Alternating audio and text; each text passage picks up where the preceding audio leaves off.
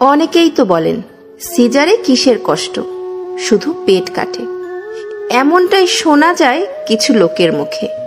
তারা কি জানেন 7টা পর্দা কেটে বেবিটাকে দুনিয়াতে আনতে হয়। আধা ঘন্টার মধ্যে 3টা স্যালাইন শেষ হয়। মোটা সিরিঞ্জে মেরুদণ্ডের ইঞ্জেকশনটা সারাটা জীবন কষ্ট দেয়। যখন অবসর মেয়াদটা চলে যায় তখন মুরগির মতো ছটফট করতে হয়। আপনজন ছেড়ে পোস্ট অপারেটিভ রুমে থাকতে হয়। প্রতিটা মিনিট যেন 1 ঘন্টার সমান। সময় যেন যায় না। প্রিয় মানুষদের মুখ দেখার জন্য অস্থিরতা। ঘন্টার পর ঘন্টা কাটা জায়গায় কি যে কষ্ট বলার মতো না।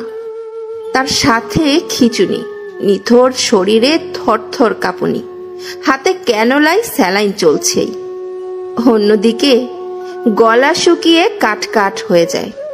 1 ফোঁটা জলের জন্য কত আকুতি মিনতি। কিন্তু 24 ঘন্টার আগে কোনো পানি দেয় না।